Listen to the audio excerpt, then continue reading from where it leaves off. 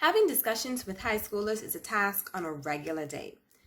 Try doing it virtually.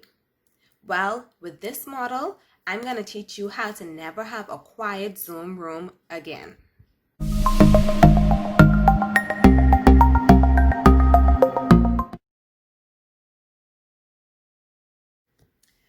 So the integrative model is a structured discussion that teaches students to use inductive reasoning to describe rich and complex topics.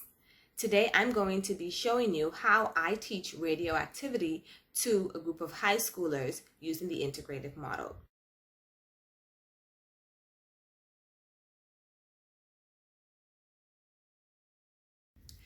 Before you get started, there's a little bit of prep that the teacher needs to do. You need to create a data display. So what I did, I just took some carefully curated diagrams. I just did a Google search. Once you have your data display, you're going to start with your class by asking them to describe any patterns or similarities and differences that they see within the data set.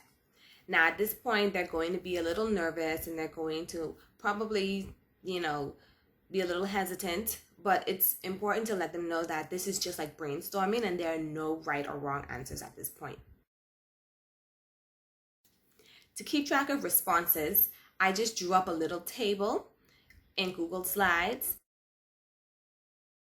And as they talk, I would type whatever they said and they would be able to see it as we moved along.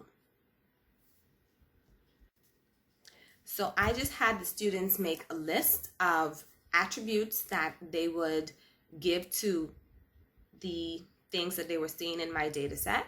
And then we talked about similarities and differences between them. So you might have to do a bit of scaffolding at this point to kind of steer them into doing that type of thinking.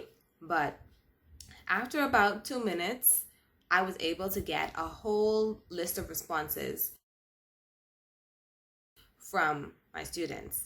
I was working with about 3 or 4 students here, so imagine what you can get with a whole class. Now the beauty of this model, it goes a step further.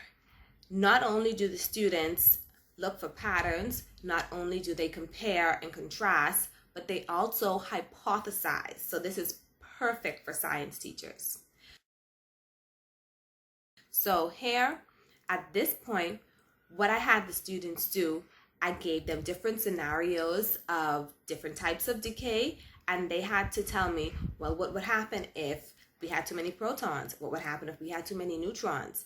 At this point, I have not been using the words nuclear decay, beta decay. I haven't given them any formulas.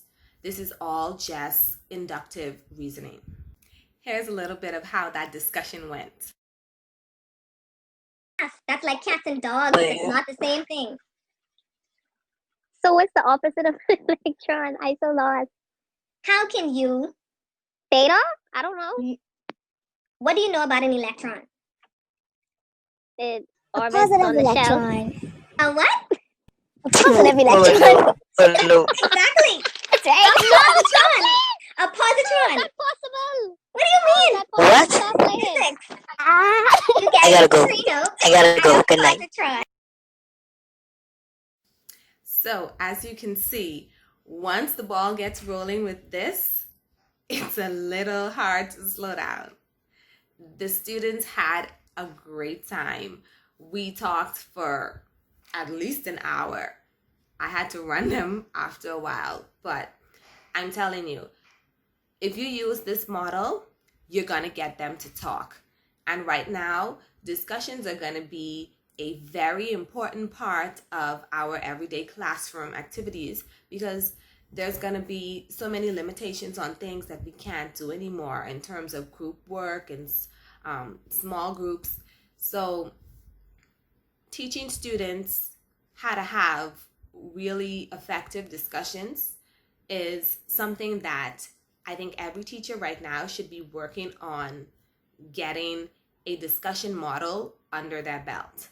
If you haven't checked out my previous video, the cause and effect instructional model, that's another one that you can use with your students during this time. So I will link that in the description below.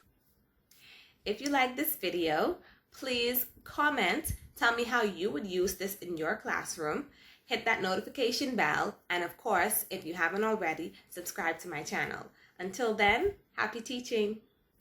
Oh, I've also started a mailing list so I can send you information about all the models that I'm discussing, free PowerPoints, interactive PowerPoints, and other goodies. So if you want to receive emails from me, click the link down below and join my mailing list.